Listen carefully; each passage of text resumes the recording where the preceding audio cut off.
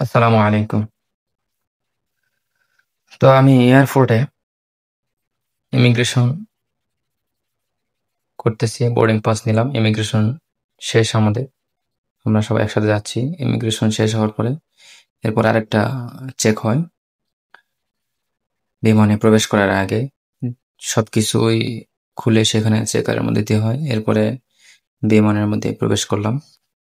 বিমানের মধ্যে প্রবেশ করার পরে বিমানের আমরা আসন গ্রহণ করলাম। আসন গ্রহণ করার পরে আমাদের যে টাইম ৫:৫৫ যে আমাদের বিমান ছাড়ার কথা ছিল, রাইট টাইমে বিমান তার টেক অফ করার জন্য প্রস্তুতি নিচ্ছিল এবং এখন ভোর ৬টা এবং সে টেক অফ করার জন্য মোটামুটি রানওয়েতে দৌড়ের জন্য প্রস্তুতি নিচ্ছে। এখন সে টেক অফ করবে। তো এই জন্য বিমানে ওঠার পরে একটা দোয়া পড়তে হয়, সুবহানাল্লাযী সাখখারা লানা হাযা ওয়া মা কুন্না লাহু মুকরিনিন। এরপরে আলহামদুলিল্লাহ বিমান তার নিজ গন্তব্যস্থল থেকে টেক অফের জন্য পূর্ণ প্রস্তুতি নিয়ে এবং টেক অফের আগে একটু ইনস্ট্রাকশন দেওয়া হয় যে সিট বেল্ট বেঁধে নিয়ে, যাতে করে যেন বিমান যখন টেক অফ করে তখন হালকা ঝাঁকুনি হয়, এই ঝাঁকুনিটা যেন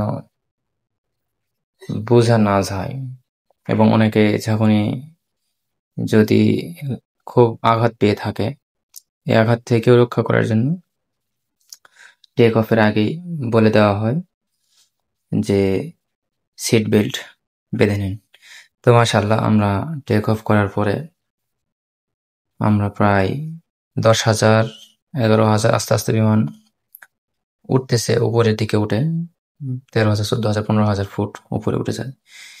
এরপরে আমাদেরকে ১ ঘন্টা পর এই জার্নি মাঝখানে খাবার পরিবেশন করা হয়। একটা রুটি, কিছু আপেল, সালাদ সিস্টেম, দধির মতো একটা জিনিস দেওয়া হয়, কফি সার্ভ করা হয়। কফির মধ্যে চিনি চাইলে চিনি দেয়, চিনি না খাইলে চিনি তাকে দেওয়া হয় না। এরপরে আমরা খাবার সেরে একটু মহান আল্লাহর কুদরত অর্থাৎ মেঘের উপরে আমরা অবতরণ করতেছি। মেঘকে ভেদ করে মেঘের উপরে চলে আসছি। তো আমাদের বিমানবালারা সবাইকে খাবার সার্ভ করার পরে সবাইকে বলে দিল যে জানালা বন্ধ করে দেন। জানালা বন্ধ করে দিলে সবার জন্য সুবিধা হবে, যেহেতু আমাদের জার্নি আরো প্রায় ৫ ঘন্টা। বিমান জার্নি করবে ৭ ঘন্টার মতো। এরপরে আমরা বিমান জার্নি শেষ করার পরে জেদ্দা এয়ারপোর্ট, আমরা আল্লাহর রহমতে এয়ারপোর্টে আমরা ল্যান্ডিং করার জন্য প্রস্তুতি নিলাম এবং ল্যান্ডিং শেষের পথে আমাদের বিমান জেদ্দা এয়ারপোর্টে ল্যান্ডিং করলো। আল্লাহ আমাদেরকে এই দীর্ঘ ৭ ঘন্টার সফরে সুস্থ রেখে শেষ করার যে তৌফিক দিলেন, এটা মহান আল্লাহর হাজারো শুকর। এরপর আমরা জেদ্দা এয়ারপোর্টে প্রবেশ করলাম।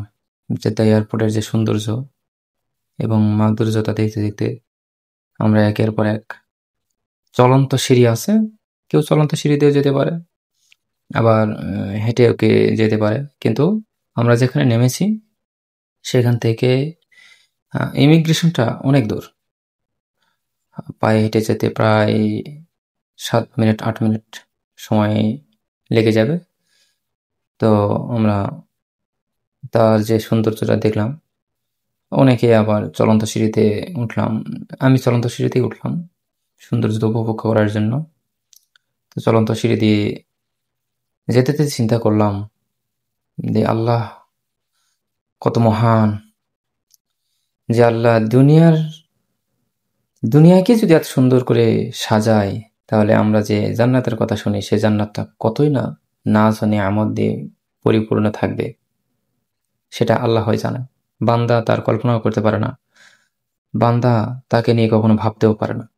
মহান রব্বুল আলামিন আমাদেরকে এমন এক দেশে অবতরণ করার সুযোগ দিলেন, যে দেশে আল্লাহ রসুল হযরত মুহাম্মদ সাল্লাল্লাহু আলাইহি ওয়াসাল্লাম জন্মগ্রহণ করেছিলেন।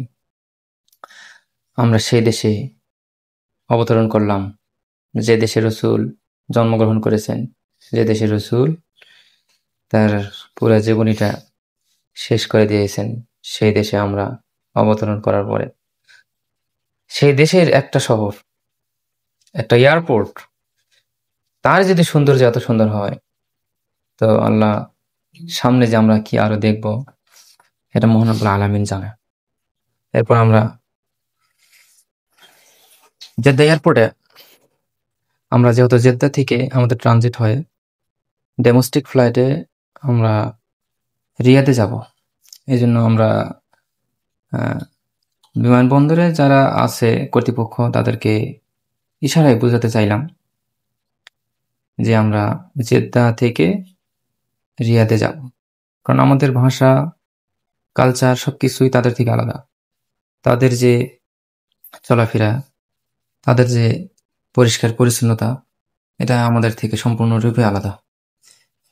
তারপরেও যতটুকু পারি সৌন্দর্য দেখলাম। এরপরে বিমান এয়ারপোর্ট কর্তৃপক্ষের কাছে আমাদের বিষয়টা জানালাম যে আমরা জেদ্দা যাব, জেদ্দা থেকে আমরা রিয়াদে যাব।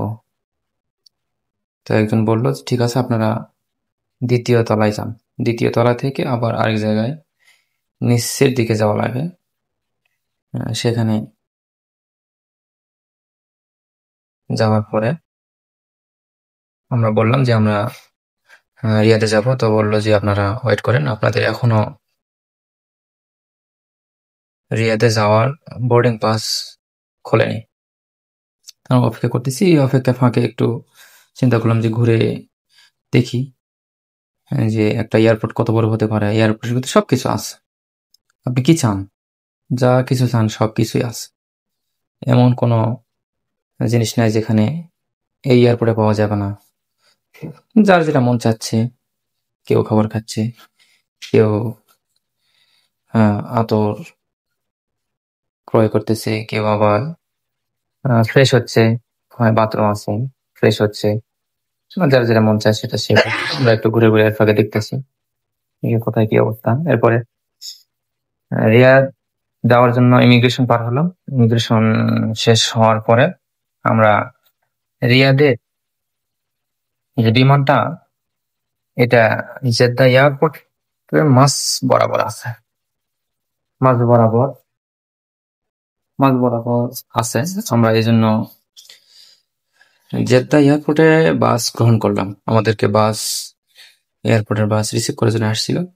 আমরা এয়ারপোর্টের বাস রিসিভ যখন আমাদেরকে করলো, আমরা বাসে রিসিভ হওয়ার পরে সেখান থেকে আমরা এয়ারপোর্ট দেখতে দেখতে, এয়ারপোর্টের সৌন্দর্য উপভোগ করতে করতে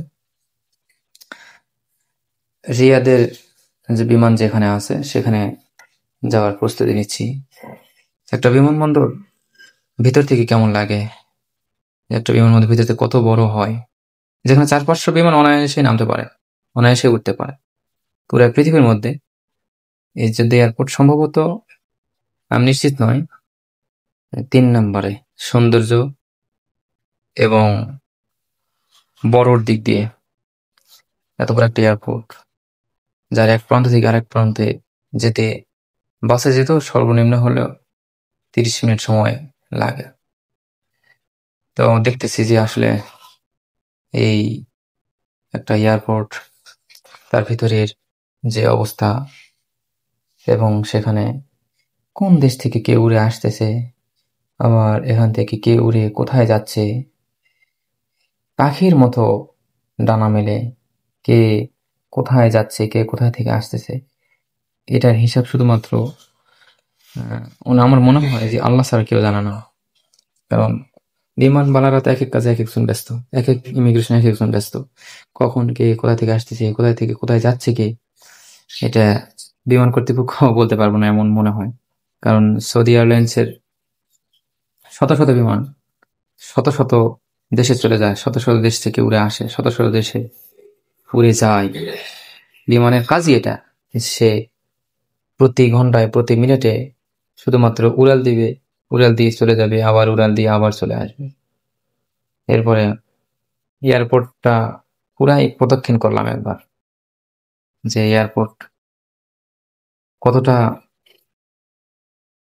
কত ইঞ্জিনিয়ার একে নিপুণভাবে তৈরি করেছে, যে একটা এয়ারপোর্ট সৌন্দর্যতা নিয়ে দাঁড়িয়ে আছে। একটা এয়ারপোর্ট তার বিল্ডিং এর উপর নির্ভর করে তার সৌন্দর্যতা নয়, একটা এয়ারপোর্ট সব মিলিয়ে সব দিক বিবেচনায় তাকে তার সৌন্দর্য বিবেচনায় আনা হয়। তো আমাদের বিমান যেটি মাঝখানে আছে, এই যে দেখা যাচ্ছে, ওই বিমানটি আমরা ডোমেস্টিক ফ্লাইটে জেদ্দা থেকে আমরা রিয়াদের জন্য আমাদের বিমানের কাছাকাছি চলে আসলাম। এরপরে বিমানে আমরা অবতরণ করলাম, বিমানে আমরা উঠলাম। তো এটা ডোমেস্টিক ফ্লাইট। মাশাআল্লাহ, ফ্লাইটটা অনেক সুন্দর ছিল এবং তার ভিতরে খাবারের পরিবেশটা ভালো ছিল। এরপরে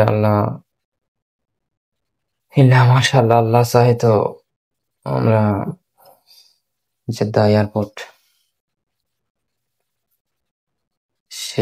জেদ্দা এয়ারপোর্ট থেকে আমরা বিদায়ের প্রস্তুতি নিচ্ছিলাম, যে আমাদের জেদ্দা থেকে বিদায় নিয়ে আমরা রিয়াদের দিকে আগাচ্ছিলাম।